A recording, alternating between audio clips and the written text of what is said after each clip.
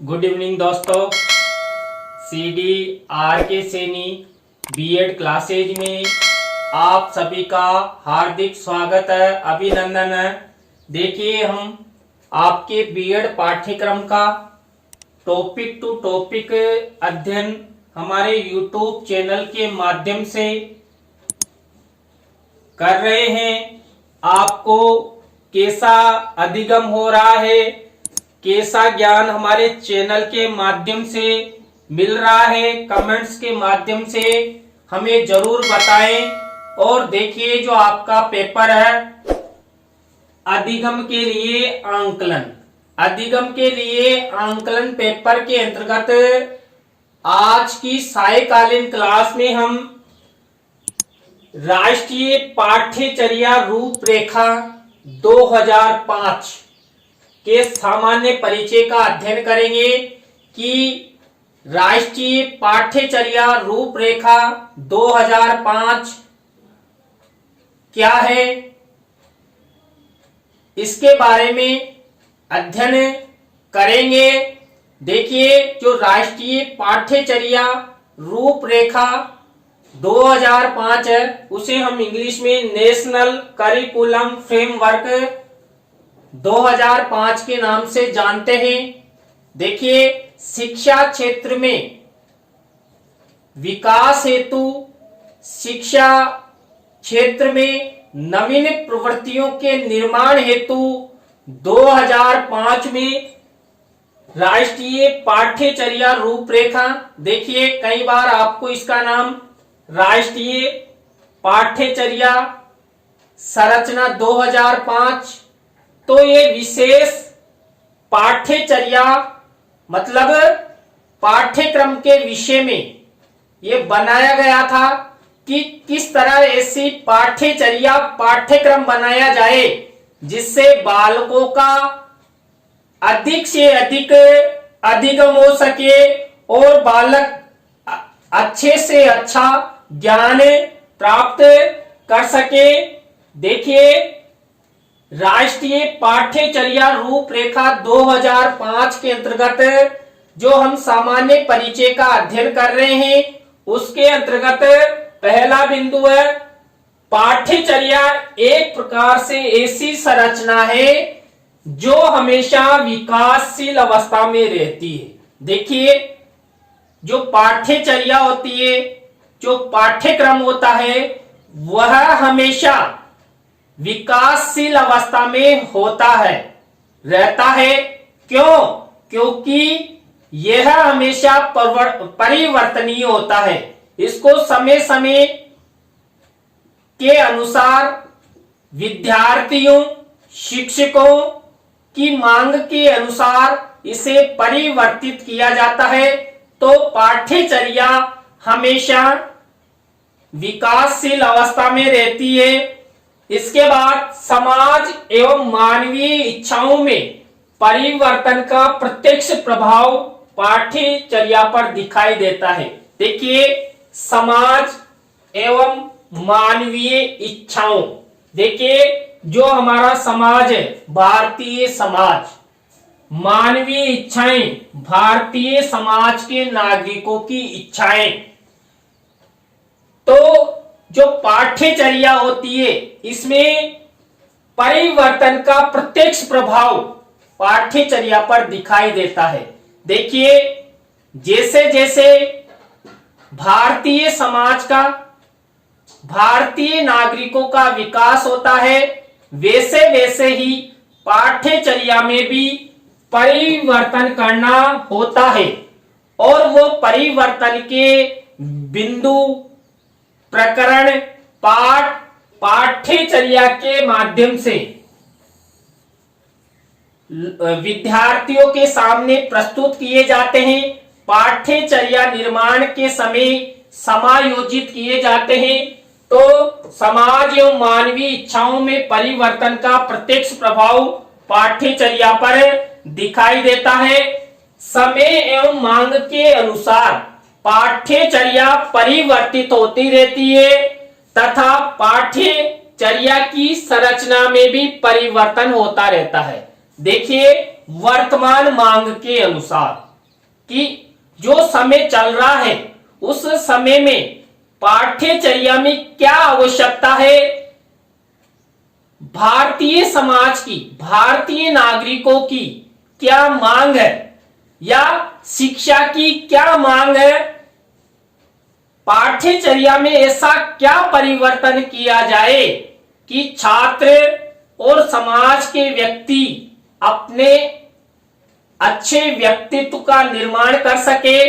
तो समय एवं मांग के अनुसार पाठ्यचर्या हमेशा परिवर्तित होती रहती है और आगे बढ़ती रहती है और विकासशील अवस्था में वो हमेशा बनी रहती है।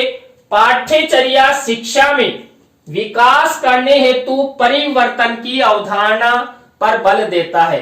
देखिए जो पाठ्यचर्या है, मैंने आपको बताया कि नेशनल करिकुलम फ्रेमवर्क 2005 ही शिक्षा में विकास हेतु बनाया गया था। तो पाठ्यचर्या शिक्षा में विकास करने हेतु परिवर्तन की अवधारणा पर बल देता है।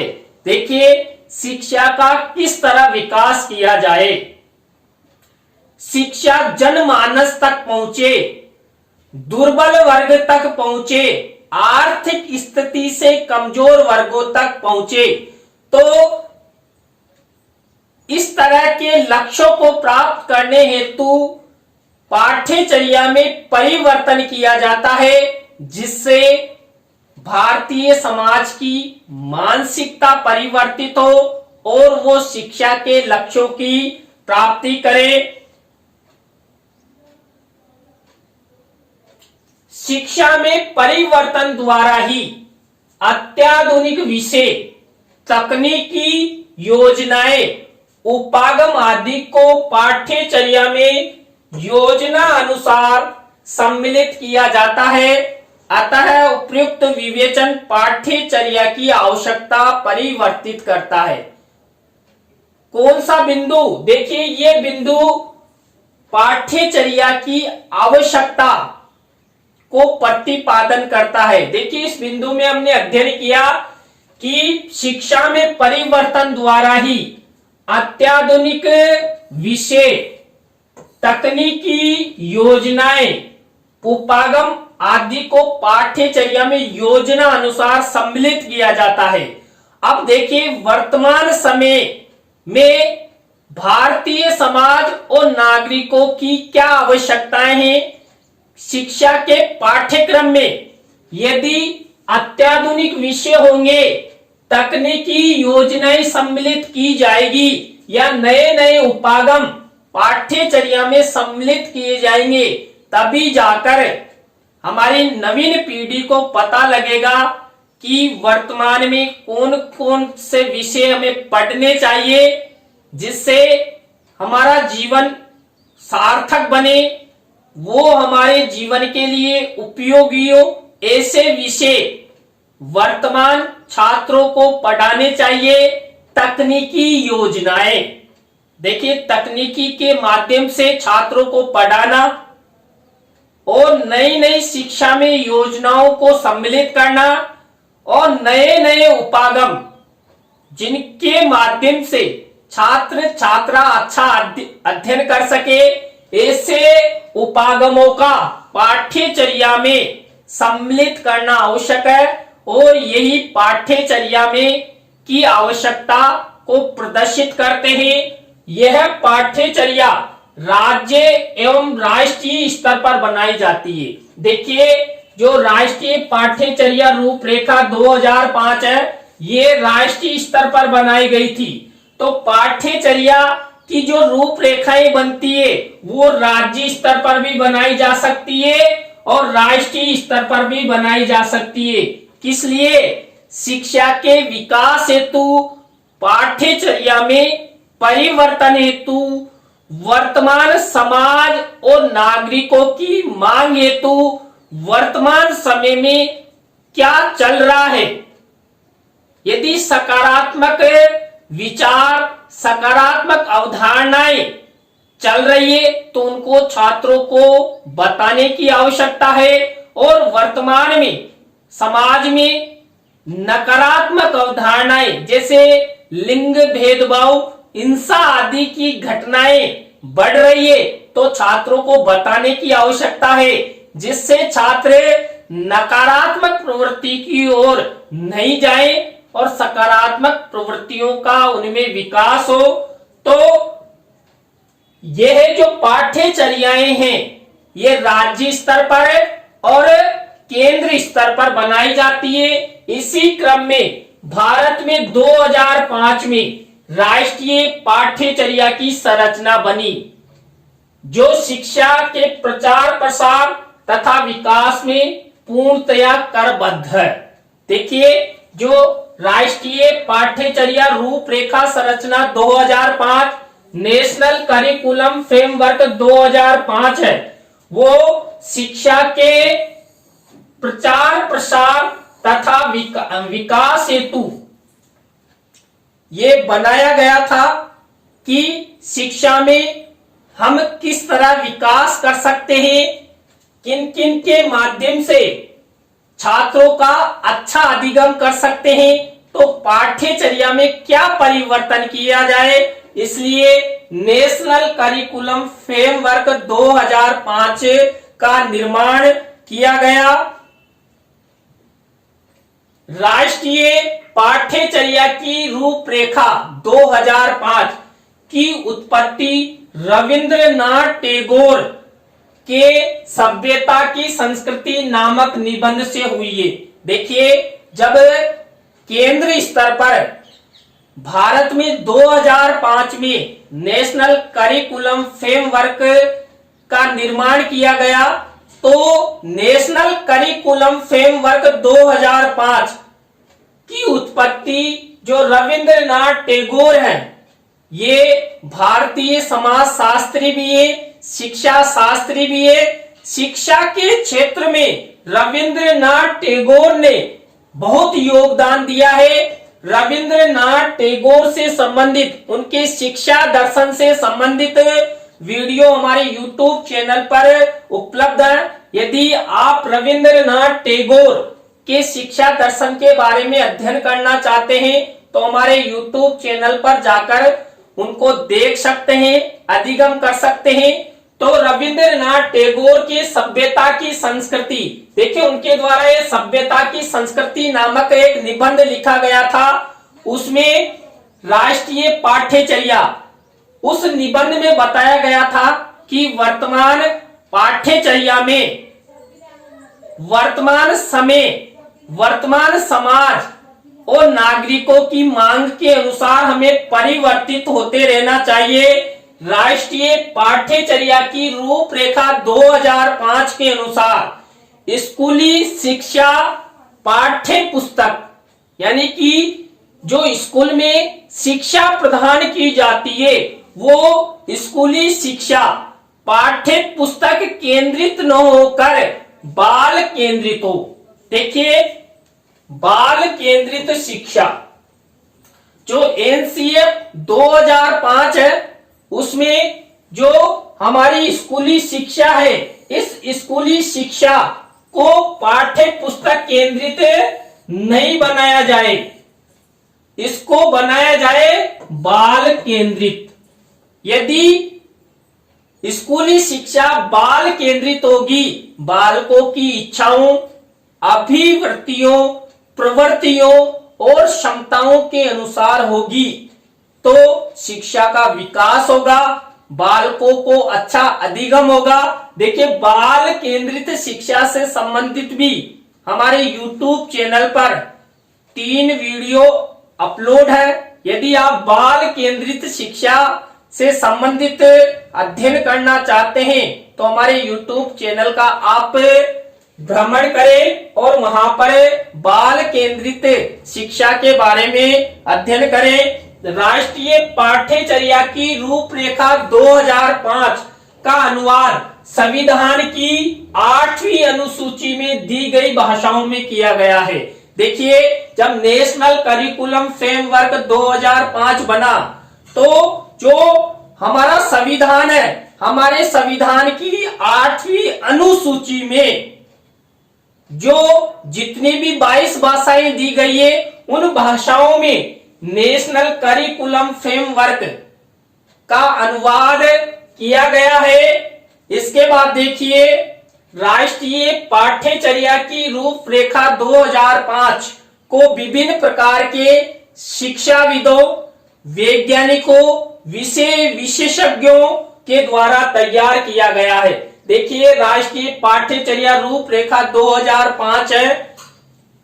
इसका निर्माण जब किया गया तो इस पाठ्यचर्या यानी कि नेशनल करिकुलम फ्रेमवर्क निर्माण के समय अनेक शिक्षाविदों ने, वैज्ञानिकों ने और विषय विशेषज्ञों ने भाग लिया और उन्होंने चिंतन, आपसी विमर्श के द्वारा छात्रों का अधिगम अधिक से अधिक कैसे हो, भारतीय शिक्षा का विकास किस प्रकार हो, ये विशेष ध्यान रखते हुए नेशनल करिकुलम फ्रेमवर्क 2005 का निर्माण किया गया। अब देखिए हम अध्ययन करते हैं कि राष्ट्रीय पाठ्यचर्या रूपरेखा 2005 है। इसके 5 मार्गदर्शक सिद्धांत जिनके आधार पर पूरा राष्ट्रीय पाठ्यचर्या रूपरेखा 2005 नेशनल करिकुलम फ्रेमवर्क का निर्धारण किया गया है। उसके अंतर्गत देखिए पहला, ज्ञान को स्कूल के बाहरी जीवन से जोड़ना। मुख्य लक्ष्य, मुख्य सिद्धांत क्या है? ज्ञान को स्कूल के बाहरी जीवन से जोड़ना। देखिए सभी छात्र छात्राओं को विद्यालय में, स्कूल में तो ज्ञान मिलता ही है, लेकिन यदि ज्ञान को स्कूल के साथ साथ स्कूल के बाहर की हमारे समाज में क्या हो रहा है, कैसे सामाजिकता के गुण आए जा सकते हैं, कैसे जीवन जिया जा सकता है, इस प्रकार का ज्ञान भी छात्रों को मिलना चाहिए।